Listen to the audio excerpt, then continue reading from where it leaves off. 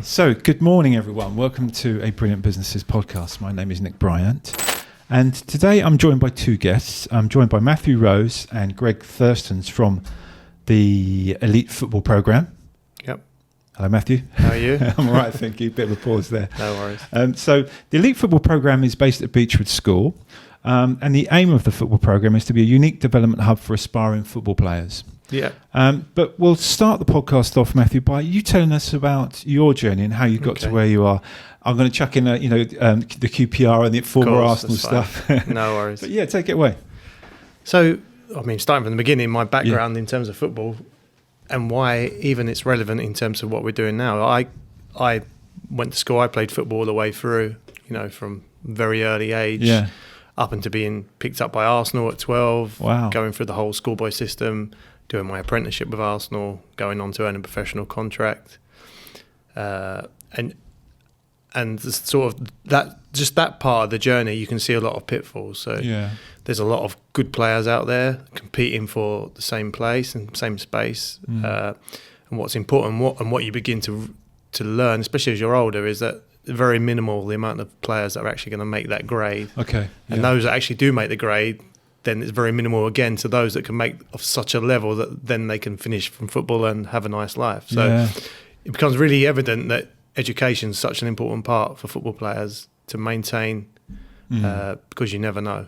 As a fallback mechanism. Exactly. So that's one of the messages we're bringing in terms of the programme we're bringing to Beechwood. That's why we've got the academic and the football side of it. Okay. So Beechwood, the football programme was set up in September 2022? It's going to start September 2023. Okay, so it's not actually started. So the basis of this year, we call it a foundation year, and that's basically for us to get everything ready and set up. So we've got a brand new strength and conditioning gym just nearly finished. It's to make sure the pitches are in position. We've got the goals there. We've got a whole programme there ready. And obviously it's recruitment. We've got a year then to recruit the students, stroke players, to start in September 23 on their journey. Okay. So your job is head of coaching? It is, yes. Yes. Okay. So tell us a bit about that. What does that involve? So as head of coaching, my idea is my primary role is the philosophy in terms of football development. So going back to me, obviously I played, and you'll probably talk about that a bit anyway. But when I retired from football, I took 2 years off. I did some finance stuff. Okay. Had a eureka moment at the end of them 2 years that I needed to get back into football, and then started my own coaching pathway. And part of that pathway, a lot of it was based upon football development. So it's bringing the development ideas that I bought from Arsenal, talking with Arsene Wenger, learning from Arsene Wenger, and bringing those ideas now to Beechwood that I've took to various academies. But then we're giving players the proper academy experience, a proper development experience. And primarily it's based upon development coaching. Good development coaching is about developing individuals. It's not about having school teams that win everything and we're playing fixtures every week. It's not about that. It's about developing individuals to be the best player they can be. That's the real emphasis. Okay.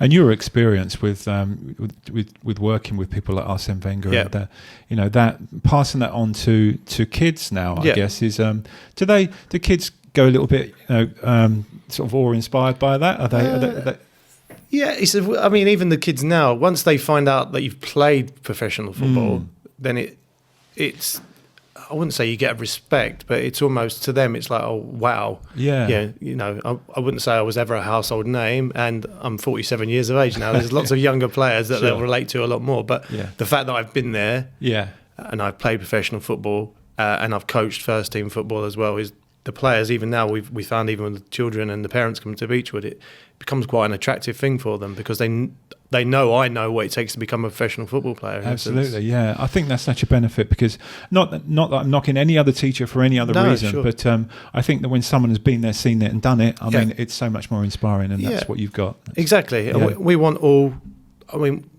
want all our staff to be full-time and qualified. We don't want, and again, no disrespect to PE teachers, but if this is a football program, we want football staff. So, of course. We want people that have been around football, the world of football in some context or another, that then can have the benefit for the players. So again, not disrespect to PE staff, but a lot of schools will have a PE member of staff doing some of the football coaching, and then they're back doing lessons where we'll be devoted solely and focused to that football. Yeah. So how does it work? So someone comes along to Beechwood School and they're studying as well. Yep. So it's not just football, is it? They've got their education there as well, and this is something as well as. Yeah, I mean, and Greg will talk to you more about the education, because Greg's expertise is that field. You know, I mean, he had some experience as a goalkeeper. He was at Chelsea as a young lad for 6 months. Didn't make the grade, but he really knows the education, and this is why it's such a unique program. I'm bringing sort of my world of football and excellence, and he's bringing his world of education and sport to make two perfect worlds meet. So that's I mean, Greg will be better placed in terms of more on the education. Okay, side. Greg's going to be with us shortly, so we can talk about that. So Beechwood School, it's a lovely school. I've driven past it many times. The facilities there are superb, aren't they? As far as the facilities for football, you've got everything you need and some. Yeah, I mean, I was the same. You drive past it; it's a lovely building, but you don't realise till you actually go in it. Oh. How beautiful it is. Okay, yes. Yeah, it's real. It's like a TARDIS almost. You walk in there, you look out the back, they've got lovely grounds. The Alpha Group who invested in Beechwood School and own other schools like Sackville are investing lots of money in it. So, you know, the infrastructure, the classrooms have all improved. They've spent a lot of money. We've just put a new strength conditioning gym in. We've got investing money in the pitches down below. So everything is there what we need, which is ideal. So, you know, it's very quick for us to move in from the football back to the education. So we're all in one area. Talk to me a little bit about the football side of things, because that's your side. As far as an approach that you would take to teach kids to be good footballers. Okay. So, I mean, the base is knowing their basic levels to begin with. So, whilst we try not to be elitist, we are looking for players of a good level. You know, we want players that come in, because what we want to do, if we got a group of players, we don't want 3 or 4 players that are of a good level, 2 or 3 maybe that can't kick a ball, because then it's to the detriment of those players that we are trying to really improve. So the first thing I say is we're trying to get each year group, hopefully, should be players of a good standard. The idea then is trying to develop them. So when we look about developing, especially younger players, it's making sure in the technical base is there, you know, and correcting the basics. So we'll always keep going back to the basics with their left foot, right foot, making sure everything's done correctly. So if we can nail the basics, then we've got room to improve and room to grow, and then we'll tackle the physical side of it, the mental. When we talk about football, there's those 4 sides, you know, the social, the physical, the mental, the tactical, and we've got to tackle all 4 of those. It's just how do you tackle them, what age do you tackle them, and etc. So but it's all built towards the individual. So you know, it's knowing that individual strengths and weaknesses and how we can improve each of those areas. Boys and girls really important. Really important. And the girls is huge, and we're finding lots of application from girls, and at the moment I would say the girls is probably going to look the stronger. Is it? Yeah, definitely. Yeah, it's because of the World Cup and. I think so. It's definitely because of the World Cup, and there's lots of talented girls in Tunbridge Wells, lots in the surrounding areas, and I don't think the boys. There's always something for boys going about, and while we're unique for the boys, we're very, very unique for girls. You know, there's nothing they won't have something like this or experienced anything like this. So, we're unique, and would encourage boys and girls to apply. Of course, what do you like about it, Matthew? What's the best thing? Why are you doing it? What do you get out of it the most? I love development coaching. Like I say, I've had a good career in football, and I've been lucky enough to play lots of games in football. And as I've said, I've seen players fall to the side. I know what it takes to develop, and I've also been lucky enough to work in development coaching, and I was a first team coach at Barnsley. You know, right? So I've had, I've seen both spectrums, but.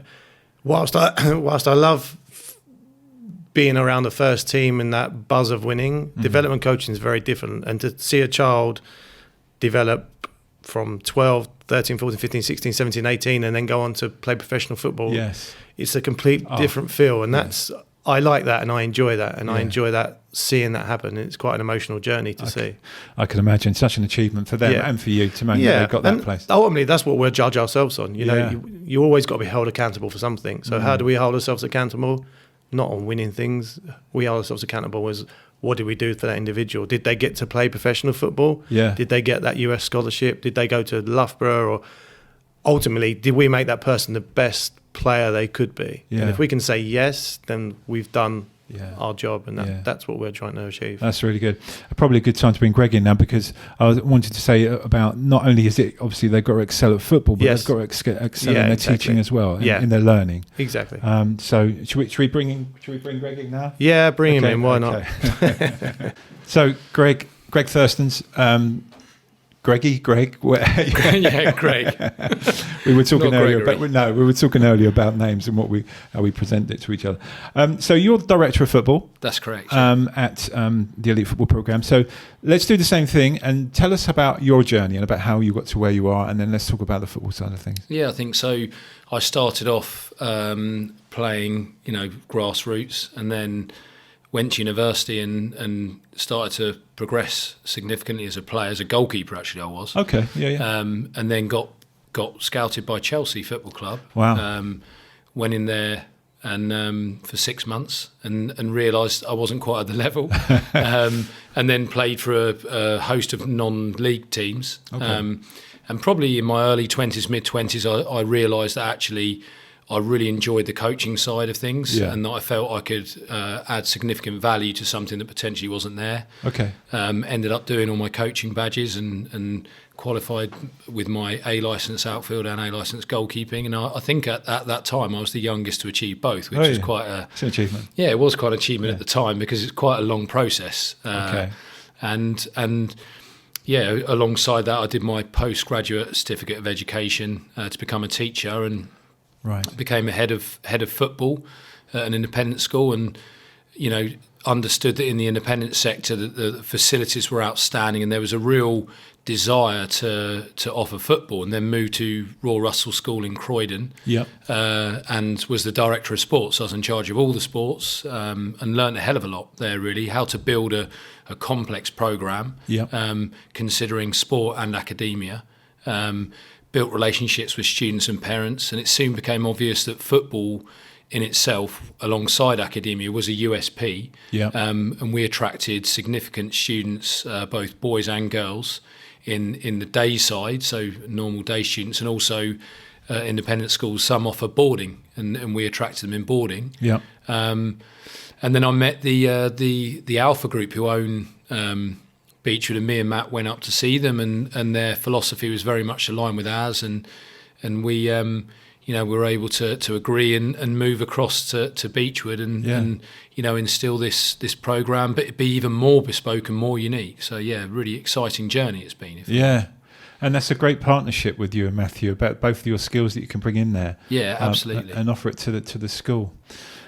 So how do people, if people are watching this and they want their children to get involved, what do they do? So I would say if they go to www.beechwood.org.uk, the website has all the information they need. Okay. But they can ring the school and speak to the admissions team, and we would book a tour with them. And if they were really keen, we could do one-on-ones as well, so we can assess them and see where their level's at. But I think. And do they get, once they're going, once you got going, you go and have fixtures with other schools and other teams? Yeah. So Matt alluded to it earlier. I think the traditional independent school model is loads and loads of fixtures, and often there's a conflict with their clubs. Right. And that's something we experienced at Royal Russell. We won pretty much everything in terms of outside the professional game, on the independent circuit, on the non-league circuit. But this is different. This is working with clubs, whether that be professionally or grassroots, to ensure that it's about the individual and there's development there. We will have fixtures, and we'll select competitions just to assess where the students are at. But ultimately, the programme is not designed around a heavy fixture list. It's based on quality of fixture. Ones that will give players exposure, but also develop them because it's at the right level. But it's more about that individual development, like Matt said earlier. Bit of a difficult question, but I don't mean to be difficult. What if they don't? What if a child comes along and doesn't make it as a pro footballer? It doesn't go any further for them. How do you deal with that disappointment, if there is a disappointment? Obviously, they've got their education as well, so that's good. But I think the performance programme that we're going to offer the staff have a real depth of specialisms. So we've got physiotherapists, people that have been in broadcasting, marketing, coaching, so many, teaching. Yeah. So I think people that experience the program are going to understand that and the wider context of football and sport, and we can help students go down those pathways as they develop and get older. And usually it's around 16 to 18 when a player will realise it's becoming less likely and start looking at what other career pathways they would take. So we've had a vast experience in that. We've had students go to the US on college scholarships, into Spain on football programmes, the UK, looking at the individual universities and what strengths they offer. Is someone more academic, and therefore they would go to a more academic-based university, or someone that's actually more football, and they would look at that type of university. So it's we've got good experience in that area. Well, I think it's important, if you've got if there's somewhere else you can go as and when you've done it. But I think along the way, there's just pure enjoyment for them as well. I think, Agreed. Isn't it? If they don't make it, they've had a great time doing it, and that's important as well. Beechwood School, again, we were talking to Matthew about this, but what makes them a bit different as far as for your choice of going to there, using them? Yeah, I think there are numerous factors, but the key factors I would say. One, I don't think there's anything like this in the Tunbridge Wells and wider area. Tunbridge Wells is generally in the areas considered more rugby based. Yes, but actually, I'd say, the vast majority, the high percentage, probably are more football based, because it is, probably the most played sport. Certainly team sport in the UK. And like Matt was suggesting, the girls' side in particular is huge. It's becoming massive. We've been quite overwhelmed, actually, in an excited way, how the girls have, really come on board and are really looking forward to joining the programme, and we can push that in a unique sense. But I think demographics is massive. We're near London, and we're also near the coast. The coast with the clubs, around Brighton and Portsmouth, Southampton. And then obviously you've got the London clubs as well, Crystal Palace, Chelsea, etc. So we've got players that are currently at those types of clubs, and those that are just below that level looking to get into that environment. Yeah, no, it's a really good point. Location's really important, actually, isn't it? Because some people could go up to a school up in Leicester and do it, and but then you're quite a long way from London, and the London clubs maybe is the enticing thing for people, I think. I think you're absolutely right. And I think Tunbridge is a nice area as well. I think it's worth saying that. I love Royal Russell. But I think being in Croydon, that's probably a more challenging environment if you step outside the school. For boarding students at Beechwood and day students, that's not the case. Obviously, Tunbridge Wells is a safe environment. Or I don't think anywhere's perfectly safe, but it's got bad places as well. We know. Absolutely. I asked Matthew this as well, but what's the best thing about it for you, Greg? What do you enjoy most about what you do? I think I've loved winning things over the years. That's been great. But the reality this has given me time to reflect. And I think when it really boils down to it, winning is a short-term fix. When you're talking about students at a younger age, what we really should be doing is looking at how we can develop them long-term. And I think, we've had Rihanna and Reese and other students that have gone on to play professionally, and people that have gone on, like I said earlier, to US scholarships. And I think keeping those relationships and the relationships with the parents is really what it's about. That's really success in my eyes. Like I say, winning national competitions is great short term, but it doesn't help that person longer term necessarily. The benefits aren't there like they will be with it for an individual development program where the philosophy is about development. That's a really big part of it afterwards, isn't it? And just keep in touch. And we do keep in touch with them, I guess. That's a really, really valid point you're making, I think. Continue to try and support Reese, who unfortunately didn't make the World Cup squad through injury, and I'm contacting him and wishing him well and trying to support him. I'm sure he'll be fine. I'm sure he'll be right. That's great. I think I've covered pretty much everything. There's lots of other things we could probably go through about the facilities and things. Actually, we were going to touch on that, the facilities. Matthew spoke a bit about it, but you're a goalkeeper, so I mean, as far as goals go, quality goals, quality balls, quality grounds, quality changing rooms. I mean, Beechwood's got it all, isn't it? I think you're absolutely right. And there were areas that we highlighted to the Alpha Group who own Beechwood that they needed to develop, and they've invested. They put stuff in that you recommended. Absolutely. So, for example, goals. And I think for me, players and parents and people generally like detail, so the pitches need to be immaculate, the goals need to be box goals, not fixed. Yes. So they're, the players like shooting in those types of goals, and these are small details that might seem irrelevant, but I think they're much more relevant to the players. And then the S&C looking at rehabilitation and what facilities we need in there, and taking advice from the very best to ensure that they're correct as well. So. Yeah, no, you are right. Facilities are critical. Yeah, that's cool. Thank you, Greg. That's brilliant. And thank you to Matthew as well, who's right behind me.